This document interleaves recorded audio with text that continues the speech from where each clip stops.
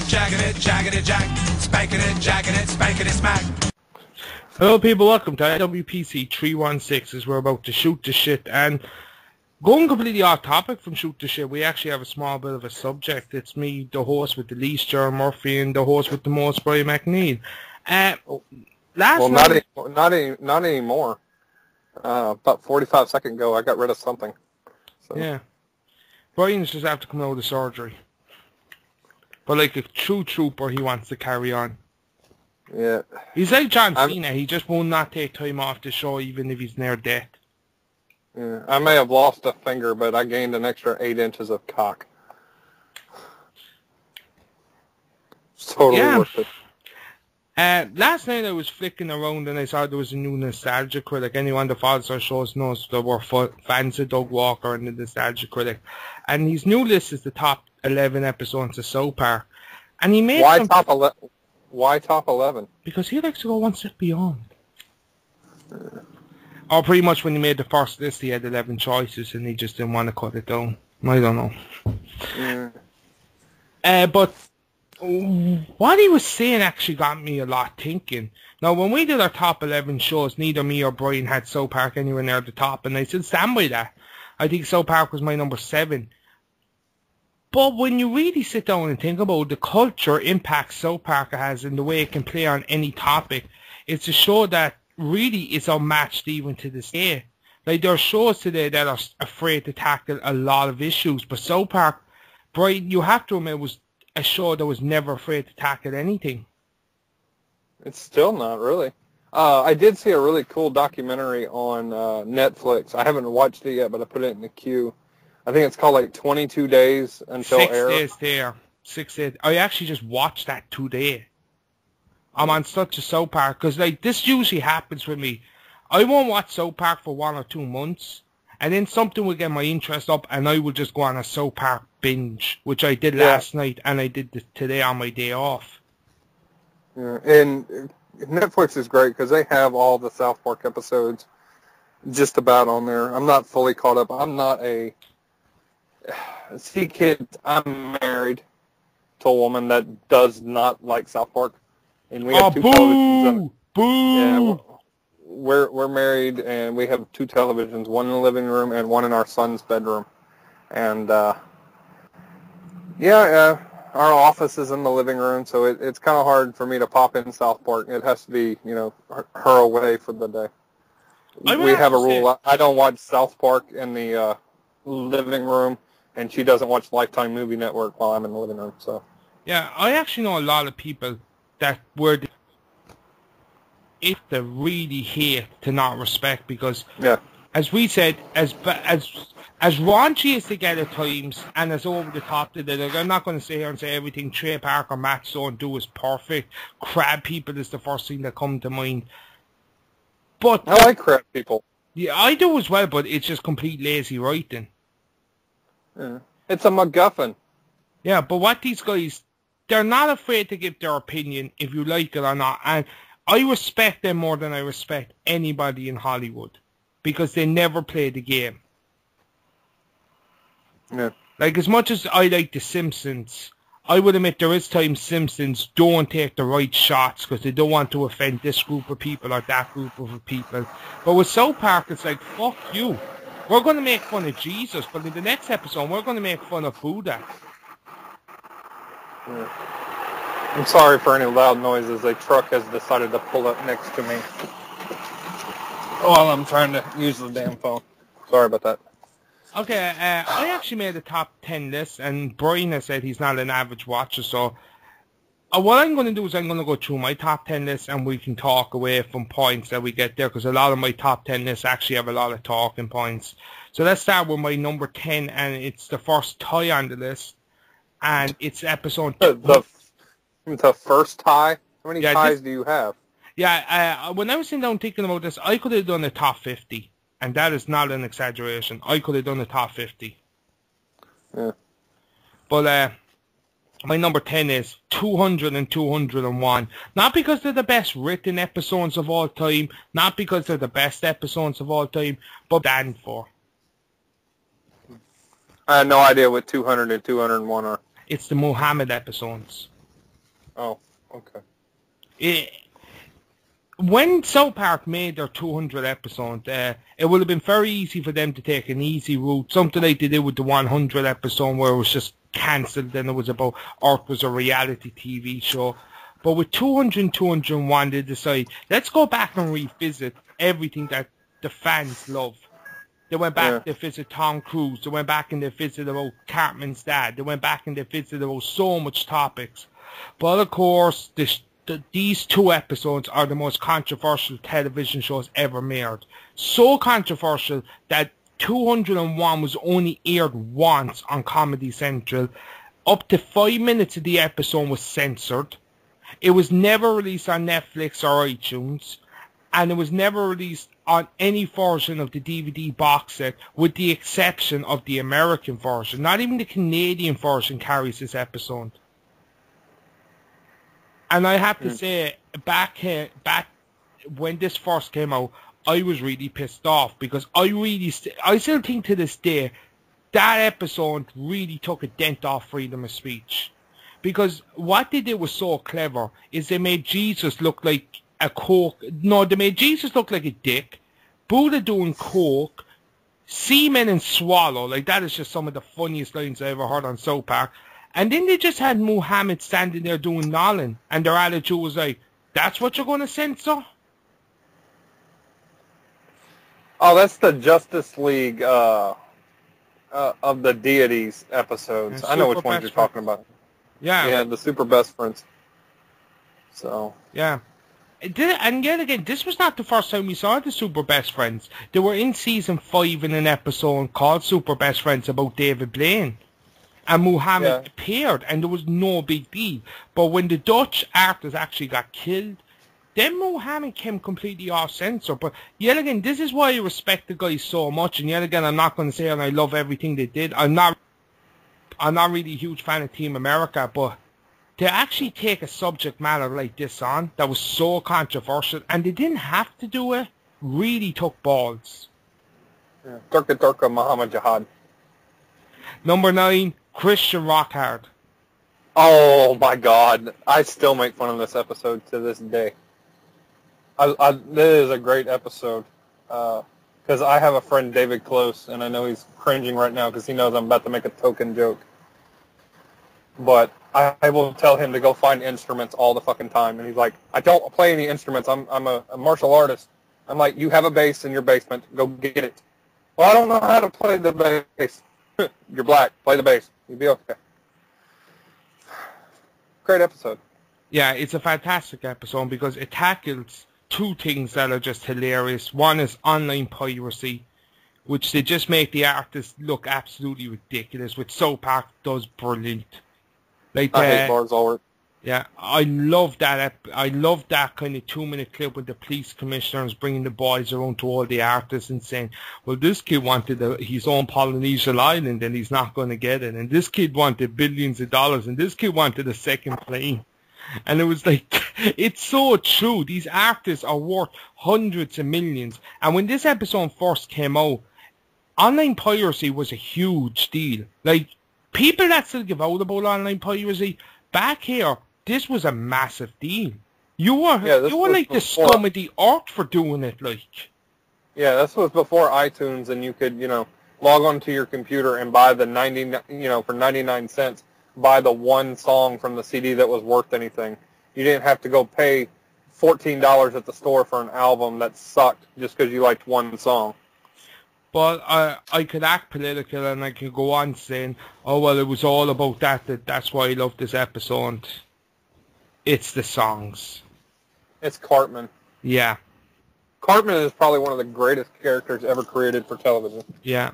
The reason that this is so funny is just how true it is. It was like they took Christian music and Cartman just put it down into one sentence.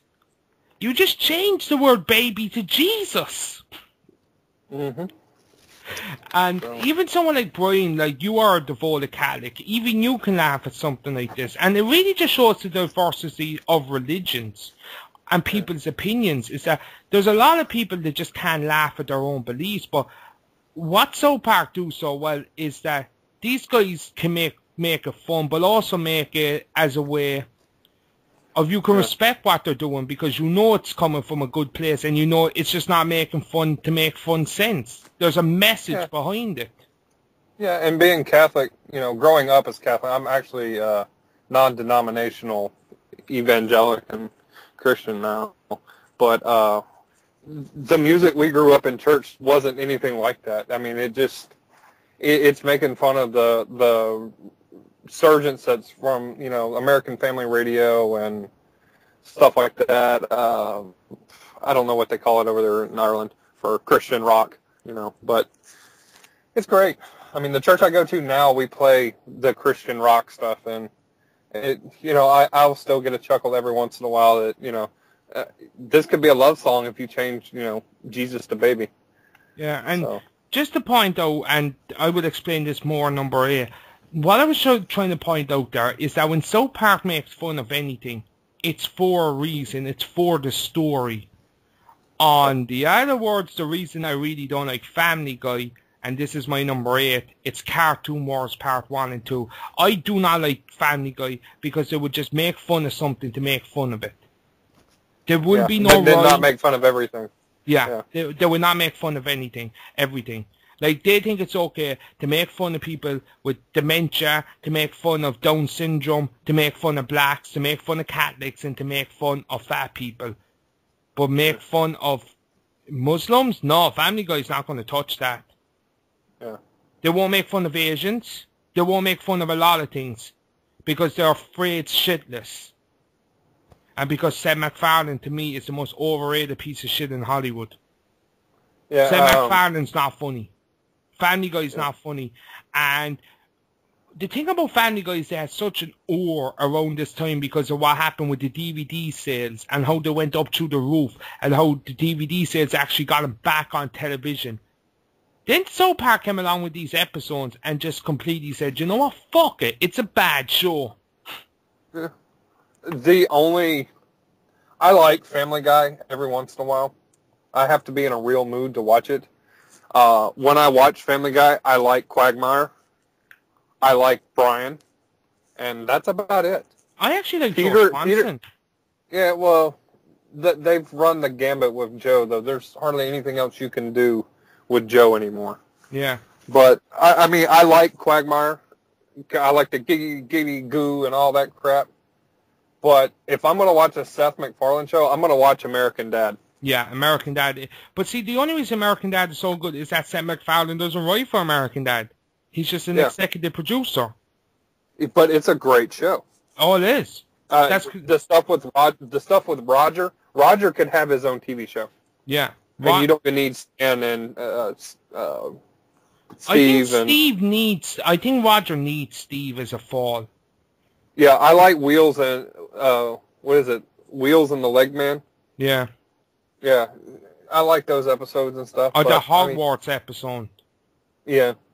But, I mean, Family Guy, to me, doesn't need to be on television. I mean, I've seen most of the episodes because it comes on in like an hour-long block in the afternoons before my wife gets home or in the morning when I'm trying to get stuff done. Yeah. But it's just background filler for me.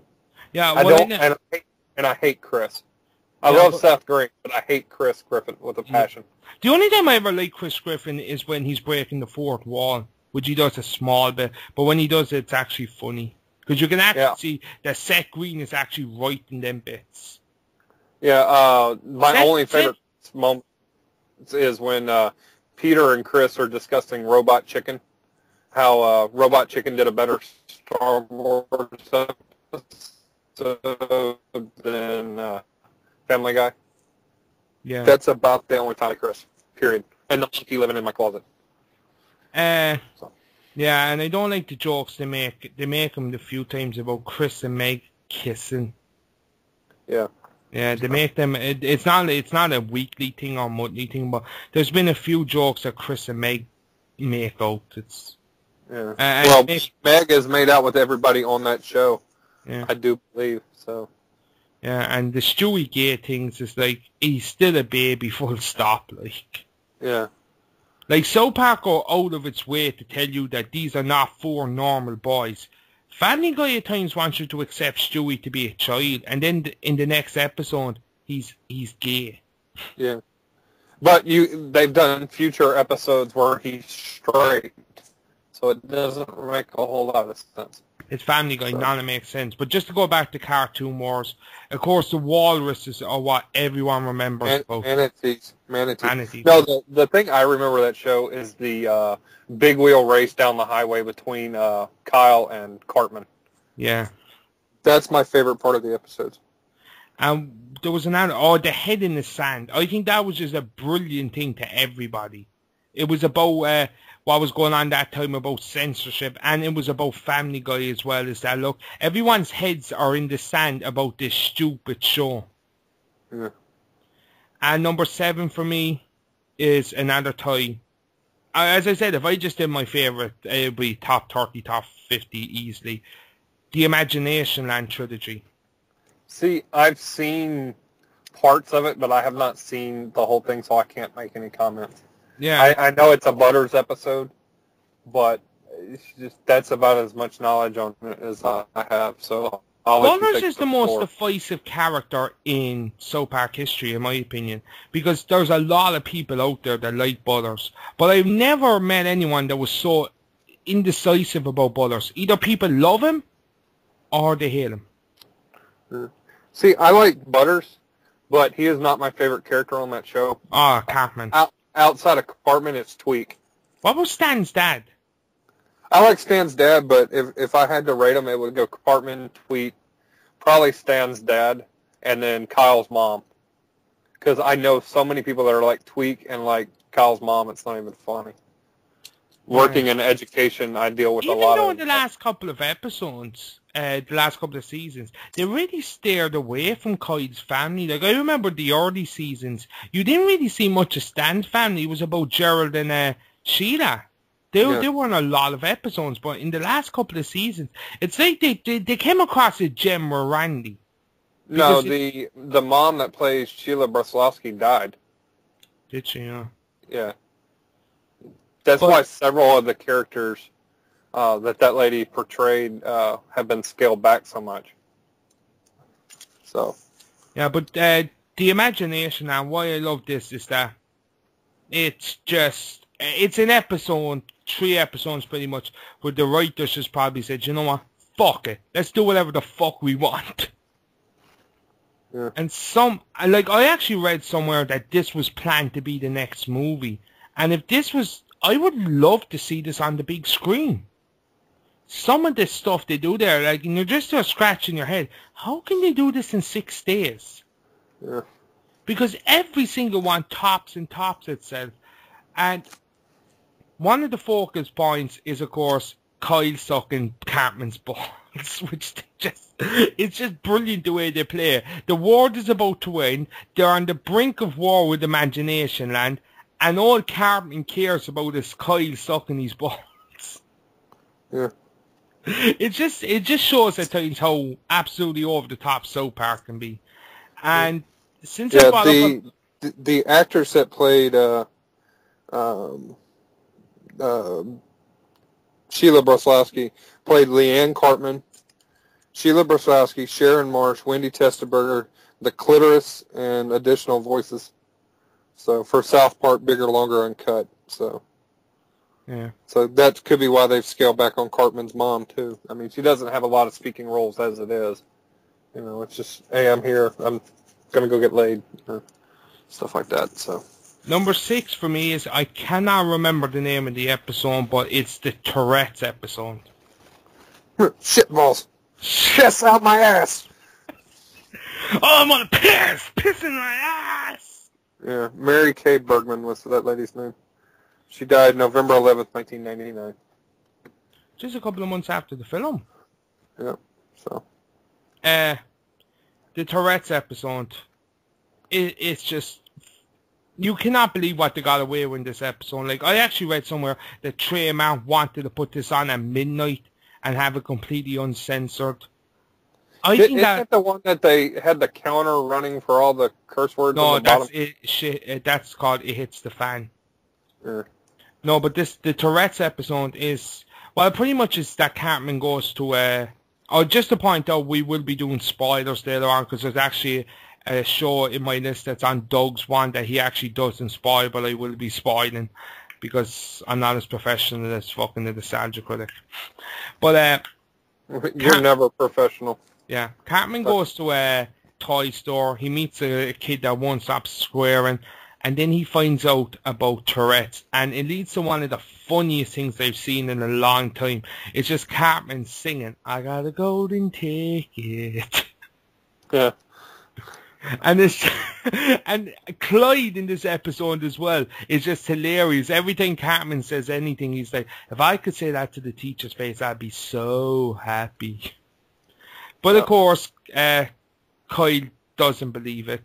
He thinks it's a fake, and he finds out it's a fake, which is one of the funniest scenes in South Park history, when you are Cartman acting like a dictator with the apple juice. Yeah. And then he's supposed to go on Dateline, and probably this led to one of the most iconic scenes in South Park history, because you can see it everywhere on YouTube. It's the Dateline where the people walk in and, "It's Chris Hansen!" and they start blowing their heads off. Yeah. And it's just a line out of Chris Hansen. "Oh God, not again." He brought beer and Funyuns and condoms. Straight true. And then Kyle saves the day for Cartman. Little does he know that he actually did save Cartman. Yeah. Piss out my ass. Oh, sorry. Because Cartman and his cousin touch wieners. Yeah. And this is the one, number 5, is the one that I'm afraid about spoiling. But yet again, as I said, if you've seen this episode, you know how good it is. It's Woodland's Christmas Critters. Which one is that again? The one with the blood orgy. No, I don't.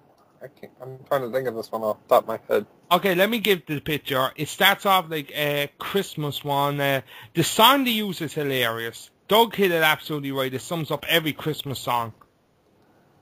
It's once a year's Christmas time, when we talk about when Christmas only comes once a year. Okay.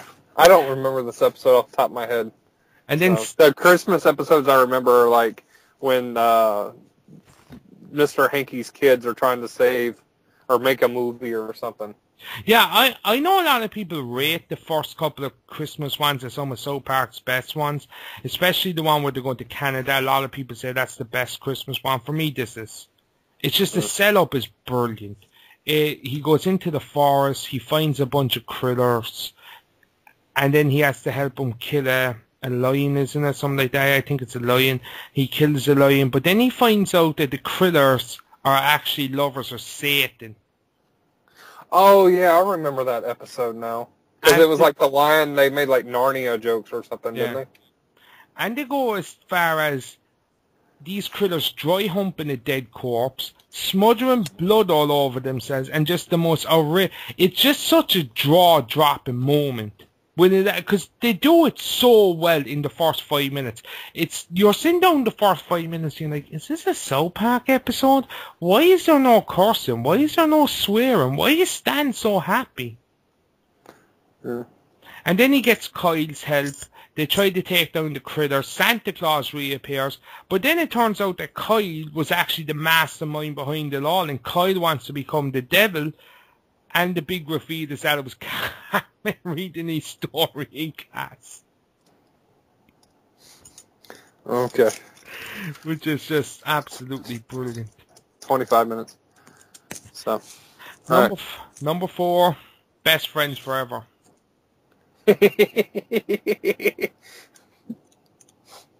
Go ahead. It's a touching episode. I hate to admit it for South Park, but it's actually a very touching episode. Like Chris Hansen touching episode? If anyone knows it, Kenny gets a PSP. Cartman wants it because he can't get one. Kenny dies, which always happens, but he doesn't really die. He just becomes a vegetarian state. Yeah, he goes to live with the Mormons in heaven. Yeah. And it's actually, it was actually done during a real-life case or something like this, wasn't it? I think it was when that Terry Schiavo lady was on life support. Yeah, it was Terry Schiavo, I remember. And it won them their first Emmy. Yeah. It's a good episode. I hate to say it's just a touching episode because it just shows how much the boys really care for Kenny, because sometimes there's this thing they go, the guys don't give two shits about Kenny because when they die, but they fight so hard. And it's just like how both sides are dicks. It's like they're absolutely bastardizing Kenny, and they don't really give a shit about Kenny, they just give a shit about their own beliefs. They don't give a shit. They just don't want Cartman to succeed. No, it's not that. It's the both sides. Like, Cameron has been a dick because he wants to get the PSP. Stan and Kyle want to save their friend. Take them three out of it. I'm talking about both sides of the argument. It's like both sides are just wanting to get their point to be the point. It's like they don't give a shit about Kenny. And back in the time, no one gave a shit about the girl. It's like, it's their beliefs. They're fighting for their beliefs. They don't give a fuck who's lying in the bed. Yeah. Well, let's move this along. Number 3, I wanted to put this up to number 2, but I was thinking since it's such a modern day episode, I better keep it at 3 and keep it safe. Sarcastic Ball. That goes back to that 6 days to air thing. Yeah. This was literally like 6 days after the Monday Night Football controversy. Where 2 days. Actually, was it 2 days? 2 days. Was it 2 days? They went back and they reread it into the episode. Yeah, and, you know, it's again, Randy creates his own sport. You know, it's a Randy episode. So, it was just great, and the rules keep changing. It's great. So. Yeah, when he has them wearing bras, and it's just how sarcastic he is and how sarcastic everyone is. And it was just a fundamental point. Football is dangerous. Yeah. But you don't want to become a bunch of pussy wimps playing with balloons. Yep, and everybody gets a trophy. Yeah, and the funniest line, of course, is, it's a touchdown. No, it's an interception. Fuck that, it's a field goal. Yeah. So, literally 2 days after Monday Night Football, where you have referees saying, no, it's a touchdown. No, it's an incomplete pass. You know, with the fake refs. So. My number 2 is yet again another tie. I as I said, if I just did it straight off, it'd be a top 30, and that would have been too long. There's no really connection between these two, but it deals with the same kind of subject matter. It's the Book of Mormon and the Scientology episode. See, I haven't seen the Book of Mormon, but the Scientology episode is my go-to quote. You know, Dad, Tom Cruise won't come out of the closet. Yeah. And you got R. Kelly singing, you know, once you come out the closet, you know. Hey, so I took out my gun. I'm going to pop this bitch in the head if Tom Cruise doesn't come out of the closet. Why don't you come in the closet? So I'm going to go in the closet with John Travolta and Tom Cruise. Hey, this is a nice closet. That's a really nice sweater. Mr. Cruz, you have to come out of the closet. I'm not in the closet. Fudge Packer. Yeah. That's from episode 200. You said earlier you didn't know what it was about. Once you said it was the super best friends, I realized what the episode you were talking about. So. The Scientology episode is just when they reveal. I'm gonna sue you. I'm gonna sue you. You can't call me a fudge packer. I'm gonna sue you, but you're packing fudge. Sorry. It's the same episode when Tom Cruise finally comes out. So you're not the spirit of Elron. I'm going to sue you. Yeah. When Stan actually first admits that it's a fake, it's just a guy in the crowd. It's just a nonchalant character. Ooh, we're going to sue you. Yeah, and then Isaac Hayes quit the show. Yeah. Most people go to 201 about controversy. This was... The only reason that this was left go to air and still played after it is that Scientologists weren't going to kill anybody. Yeah, they're not going to bomb anything. Yeah. You know. Scientologists are rich white men.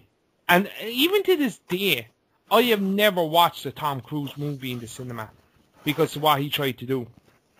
I think the last Tom Cruise movie I saw in cinema was Minority Report. Like, when you have someone actually demanding that a network pulls a show or he won't do publicity for Mission Impossible, fuck you, Tom Cruise. You know?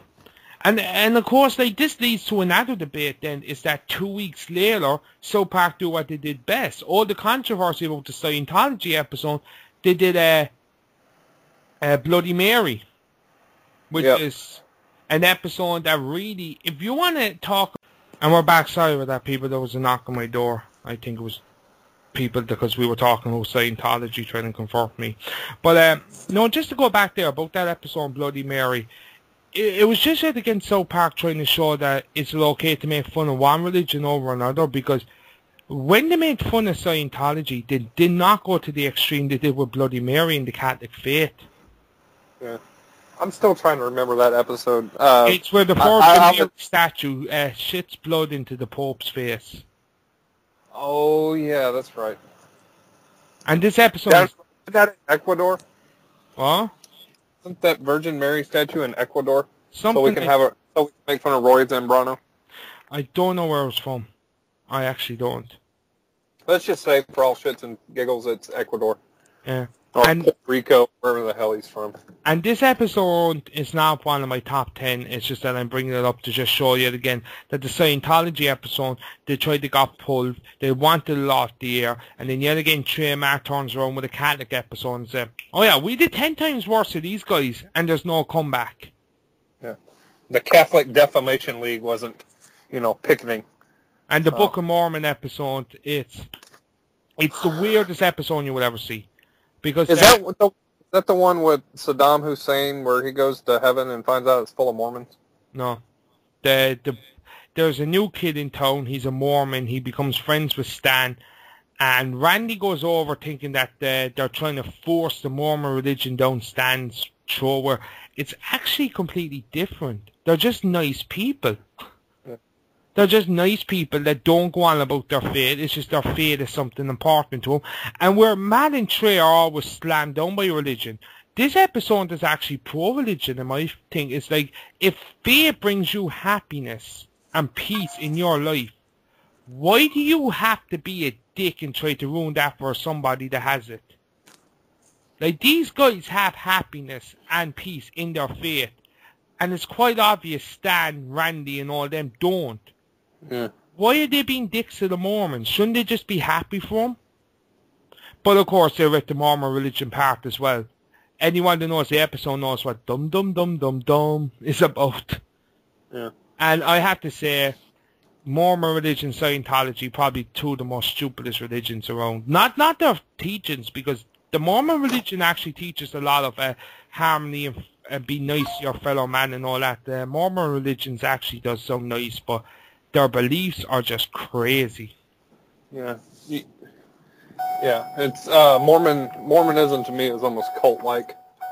I mean, any religion that tells you when you die you get to go to your own planet if you're a man and get to populate your own planet with the women from Earth of your choosing, that to me is like, how is that not fake? That sounds like something L. Ron Hubbard would actually write. So it's the whole belief that how the book was written, what the book was about, that God cursed Native Americans. Yeah. It's just, but like, if it brings someone happiness and joy, who are we to take it away from them? Like, to me, Catholic is crazy, but I'm never going to run anyone down over it. Yeah. Okay. Number one. Look at your messages real quick. Sorry to break kayfabe for a second, but just 2 minutes to talk about my number one, because my number one is actually one you should go and watch. It's the Coon trilogy.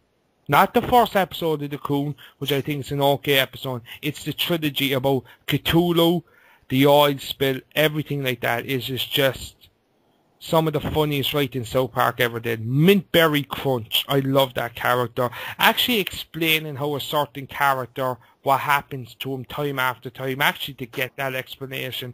This is one time where I'm actually going to be spoiler free, and I'm going to tell you, check out the Coon trilogy. It's Coon Hindsight. It's just absolutely brilliant. Yeah. That is one I've never seen, so I can actually honestly say I have no opinion on your number one. So. You should actually watch it. It is brilliant. It's just, they rip comic book movies, they rip BP, they rip anime, and they actually rip Justin Bieber's head off. So, it's a good episode. Is it on Netflix? Yeah, it is. Those that want to go with you? Okay. It is, in my opinion, it is the best South Park ever did, and it's not their most political episode, it's not their best funny episode, it's just, in my opinion, the best episode for me personally. For you, it's something else. Leave it on the comments below what you think is the best South Park episodes, because, as I said, when I really sat down to do this, I thought Doug was acting a bit strange, saying, oh, I could have done a top 50. I could have done a top 50 on this. Okay. Well, do you want to move on to the other talking points for the Shoot the Shit, or do you want to end it on South Park and do another episode? Yeah, I think we just make this a South Park special. Okay. And there'll be 2 Shoot the Shits this week. So come back tomorrow for another Shoot the Shit.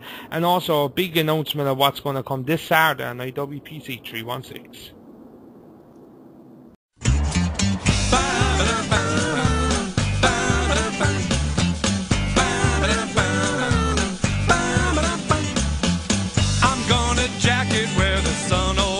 He's gonna jack it. Been spreading the word and now I need to ease my mind. Jacking it home. Been planting them apple seeds and while the apples grow, I'm gonna go out jacking it in San Diego. Jacking it, jack. Spanking it, jacking it, spanking it, smack.